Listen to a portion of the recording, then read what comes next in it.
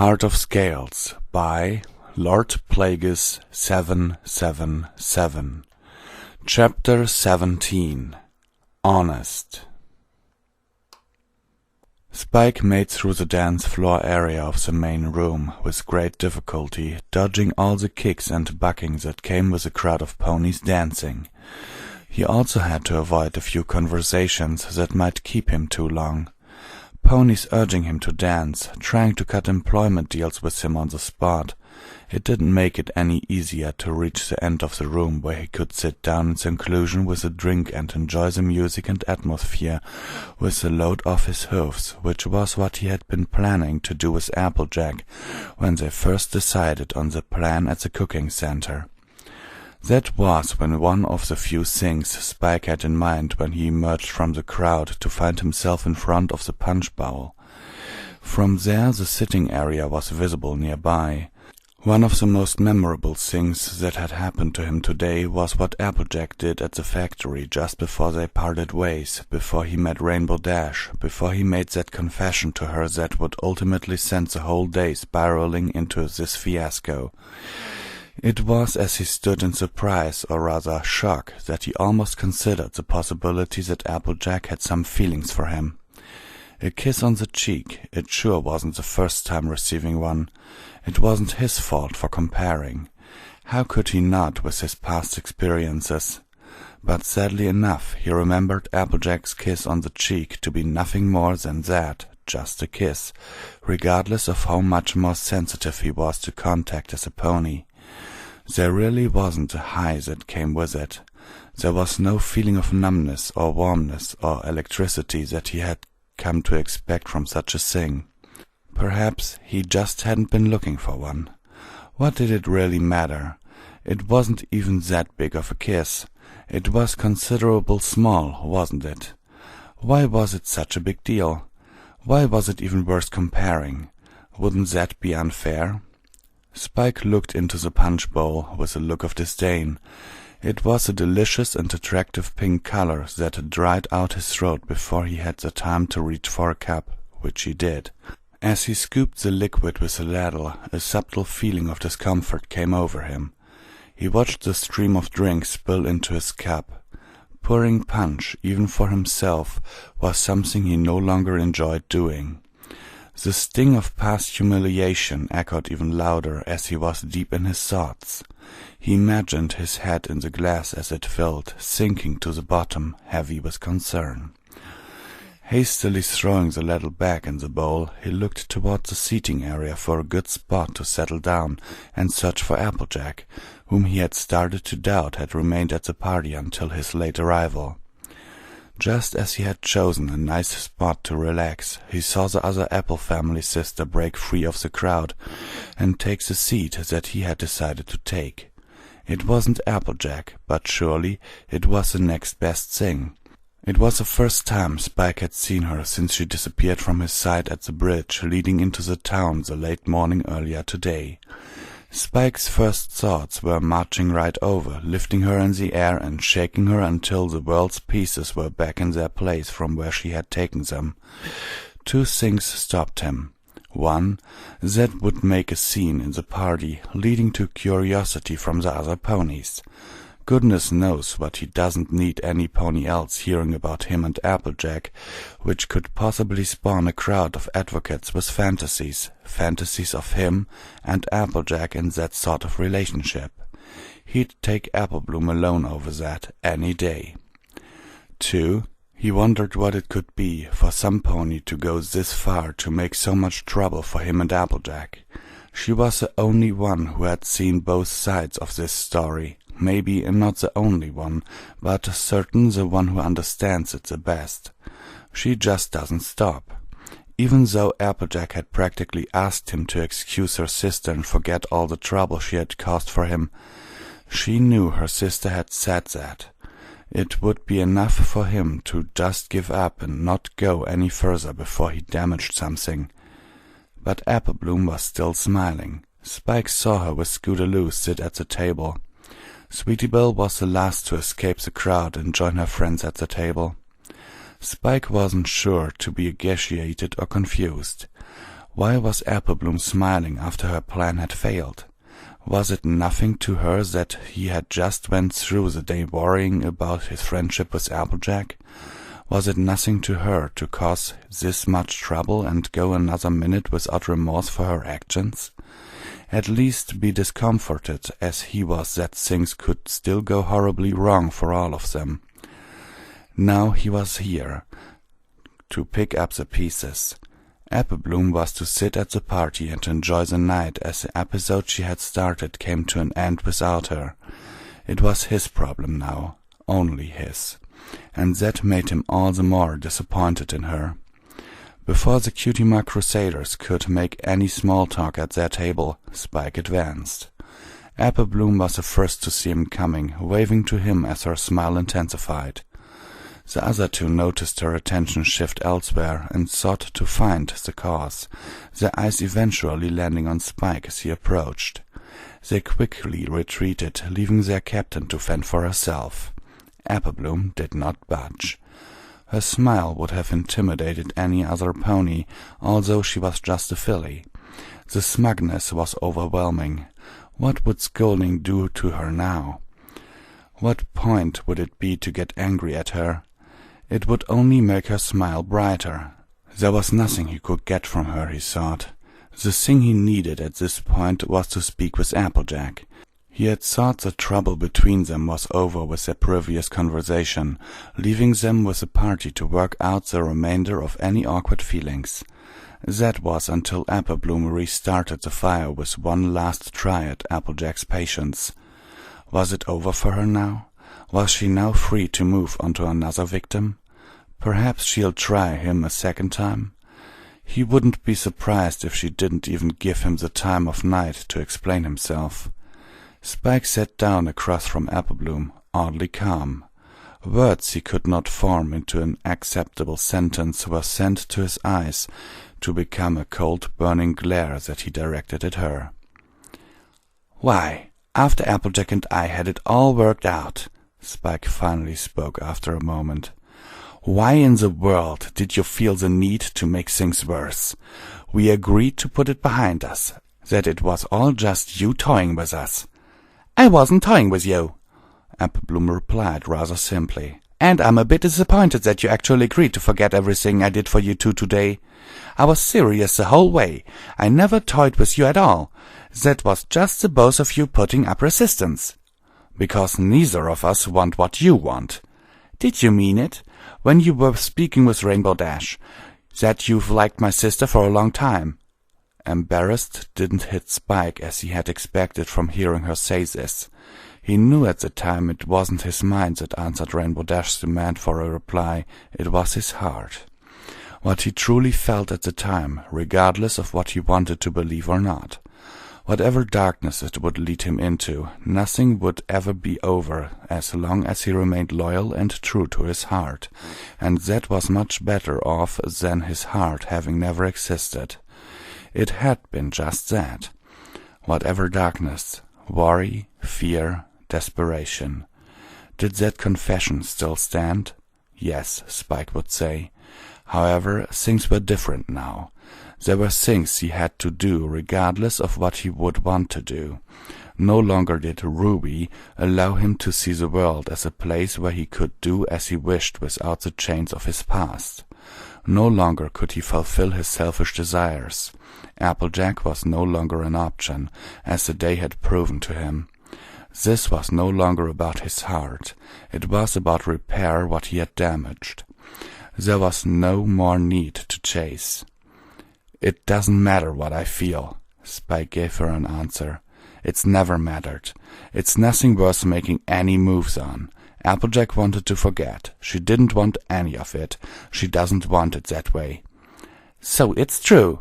Applebloom asked with an irritating cool. "You must be hurt."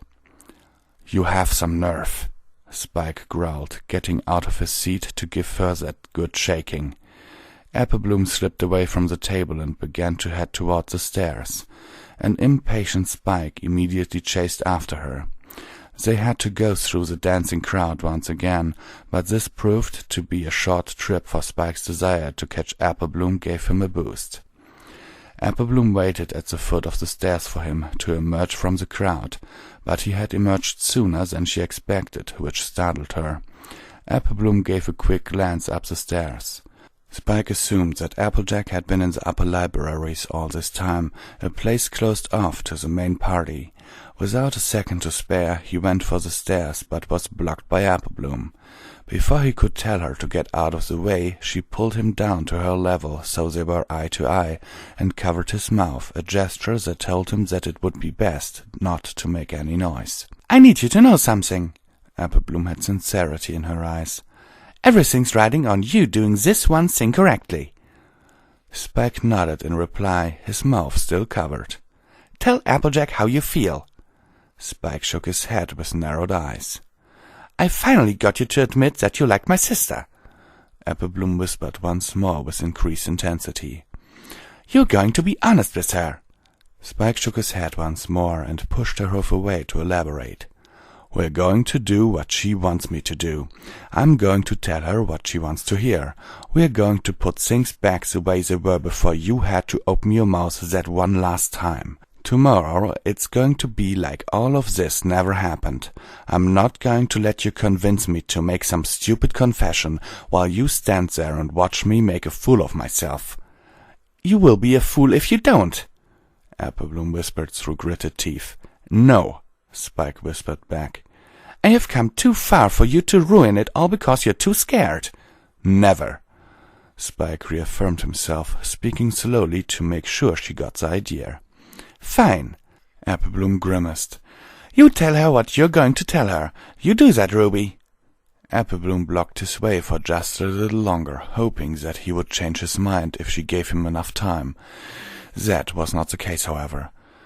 "Are we going to go upstairs or not?" Spike asked in a low voice. "Don't tell me she's not even there." "She is." Applebloom glanced once more up the stairs. "You stay quiet, stay low, and don't get caught. If you can do that, I'll let you do and say whatever the hell you want." "Fine." Spike finally found something that he and Applebloom were able to agree on. Applebloom went ahead and quietly crept up the stairs. Spike followed in silent, soft hoofsteps. It became darker and darker as they ascended. The light of the stars and moon shone through the windows, keeping the upstairs illuminated. The party lights and strobes from below did not reach the tranquil area that they were now entering. Even the loud noises were silenced by the mere difference of floors. Surely this was a curious wooden structure to have such insulative properties, as Spike had already been aware from his time here. However, Spike knew it well that he best not rely on the ruckus below to mask his footsteps. He must not be careless. Close to the top step, Applebloom turned to him and signaled him once again to remain silent once and for all. He did as instructed, curious to find out what she had planned for him to be sneaking around at all. His head was right under the level of the floor of the upstairs.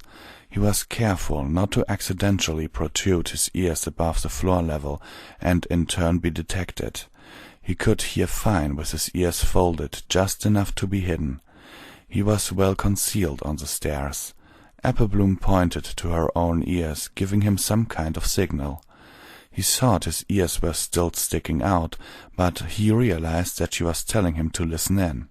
An uneasy feeling began to build in his gut, like the one you feel when you hear something very exciting. Butterflies, they call it. Very aggressive butterflies. Why was he so nervous? He was here to fix things, and fixed things will be. Leaving him behind, Applebloom went ahead openly, without hiding herself. It was obvious that Spike was required to remain hidden regardless.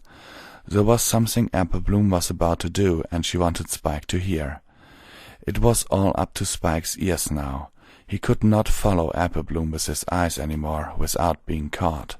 He closed his eyes and sat on the stairs, relieving his legs, as they had been put through too much strain for the day to be maintaining a stealthy stance on a flight of steps.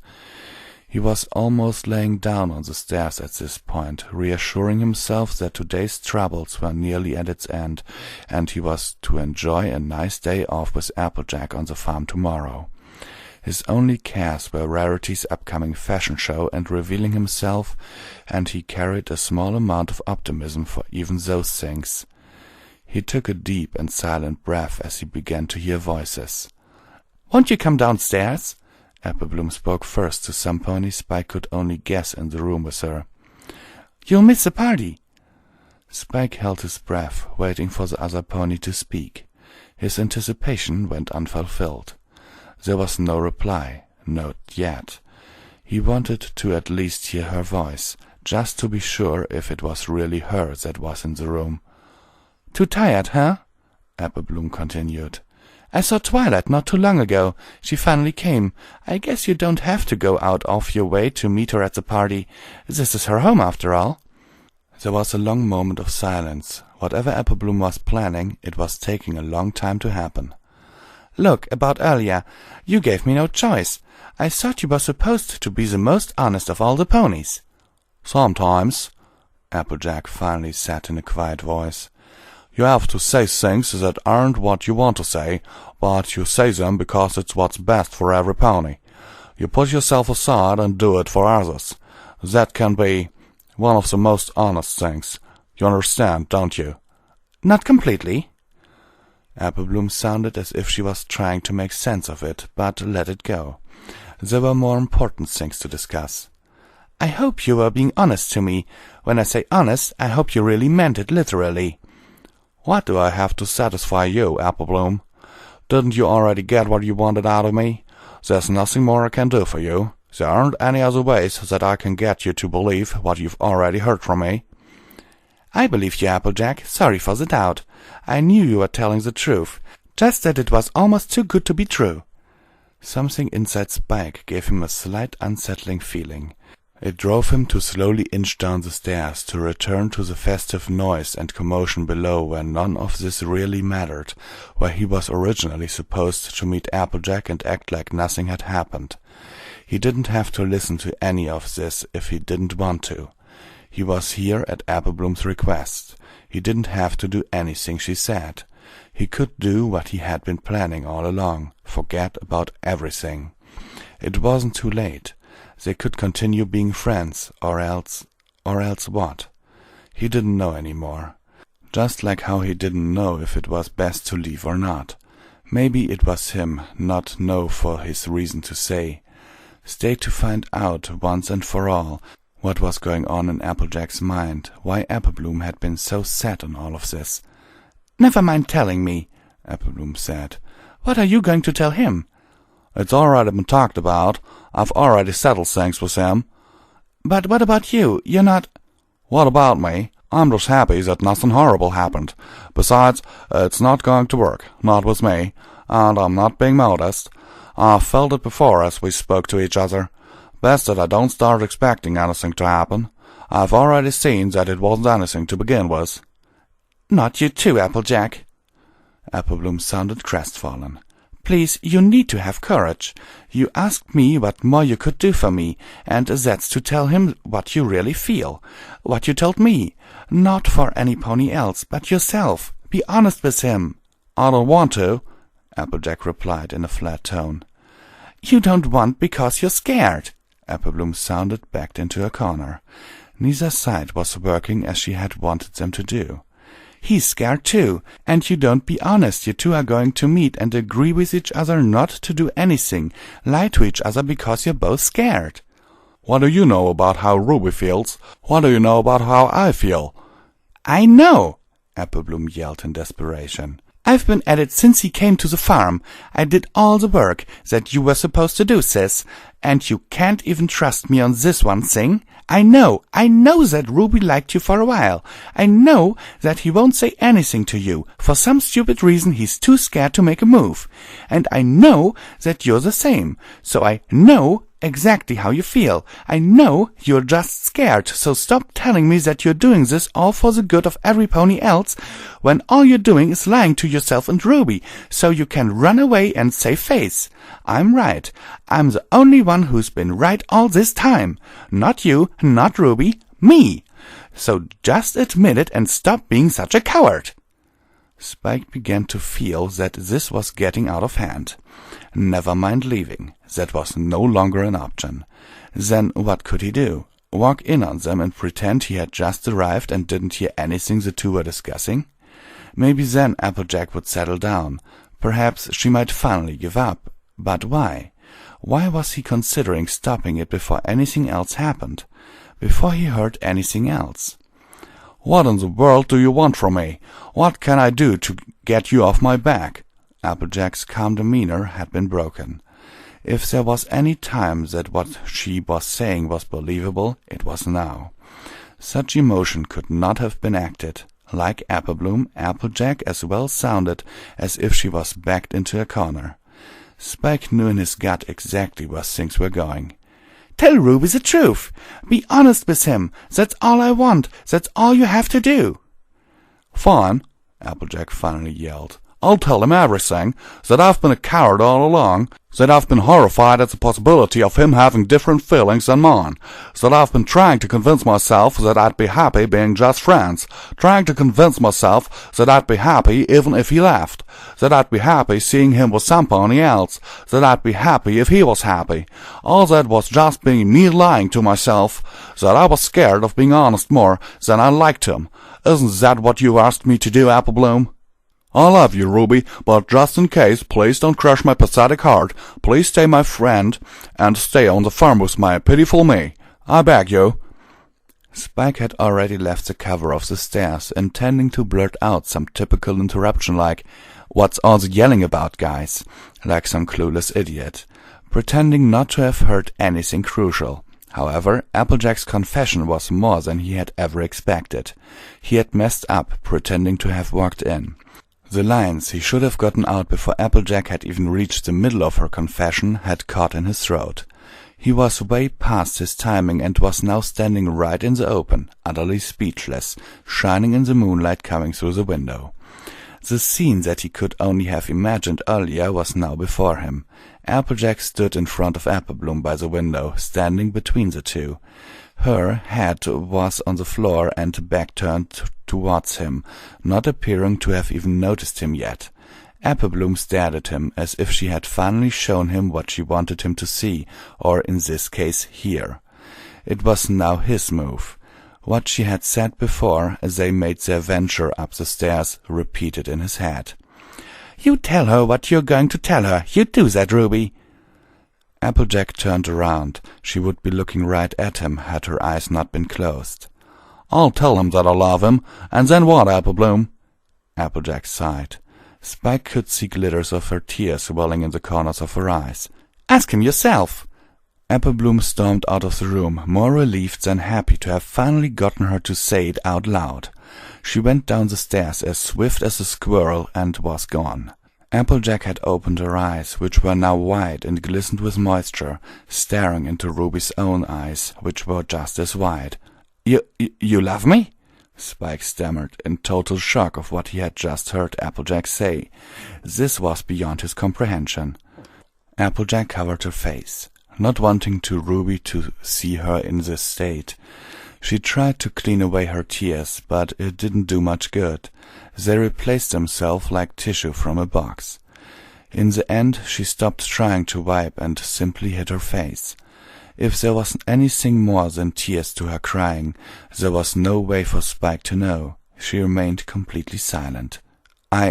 Spike's lower lip trembled as he hastily attempted to form words in his mouth. Anything, just anything. As if a cog or gear in his head went missing, his mind was not there to aid him. Spike had gone completely blank, unable to consider his options. In this state, he couldn't make anything up. He couldn't simply make up an answer. However, an unrelenting instinct to reply drove him to bring forth words from the only place in his entire being that he was able to find an answer, his heart. A place where he could store no lies, a place that was always present, always there to make his choices, a window open to his true feelings, desires and beliefs. Now, in his panic and haste to reply, he was revealing these things himself. Spike reached deep down, unknowingly, instinctively, reflexively.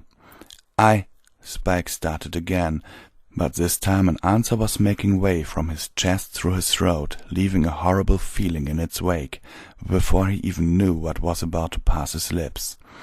Applejack removed her hooves from her face, looked straight at him with her wet eyes, demanding an answer, his thoughts, his feelings regarding her confession.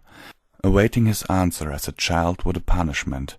"I can't," Spike uttered, staring blankly at the ground. His own answer echoed through his hollow, absent head, which had proved him useless in this time of need. Slowly he lifted his eyes to look at Applejack. The usual spark in Applejack's eyes had been reduced to an empty, colorless mirror that reflected nothing as she continued to stare at him. She wasn't looking into his eyes, but slightly downwards, not even focused, but simply open, not registering anything that it was they were taking in. Her lips ever so slightly apart. It all took Spike a moment to realize what had just happened, what he had just said. After a few blinks, Applejack shut her eyes for a moment. This last blink sent a few glittering drops to spot the floor. With it, all traces that she had ever cried seemed to disappear, with the exception of the slight redness in her eyes. She was expressionless, giving a single nod, and raised her head to look at Spike once more, finding it hard to look into his eyes, having lost any spark she had during their prior meetings. "I understand," Applejack finally replied. Spike saw her manage a small smile, one tinged with regret and acceptance. He felt a great sadness in the pit of his stomach reach a peak. At that moment Spike began to hear screams of panic and terror, sounding faint but totally clear in his head. Applejack did not seem to have noticed. Spike found it strange how he was the only one that appeared to be hearing it. Time had begun to slow down. "Applejack," he said once, hearing his own voice echo, oddly distorted. Applejack seemed not to have heard this either. Perhaps his words had gotten stuck in his throat once again. Even the screams began to sound muffled, and they too echoed. The room suddenly went dim, engulfed in a shadow. Was there something wrong with his eyes? Was his mind playing tricks on him? "Applejack?" he tried again. His voice sounded like it had just before, echoing, distorted. His eyes were fixed on Applejack as she looked towards the window. He wondered why she couldn't hear him. He wondered why his mouth hadn't even opened the past 2 times he had tried to call out to her. The darkened room lit up, becoming brighter and brighter. The shadows had rapidly evaporated as blinding green filled the room. Applejack's face of terror became impossible to see in the illumination that swallowed her and painfully filled his eyes. Time began to gradually normalize as Spike finally got a hold of himself, forcing his speech to work, for there was a great urgency. "Applejack!" Spike yelled as his senses at last returned to him. Spike fell backwards as he felt the air in front of him suddenly expand. Great heat sweep the room, the howling of the wind, the ominous creaking of all the wood around them, as if all the bookcases in the room were whispering to each other, a sound like a flag rapidly waving as it was taken up in a powerful gale, a great crackling like countless small bones breaking. Most of all, the light, the blinding green light, and finally the deep trembling growl of a beast.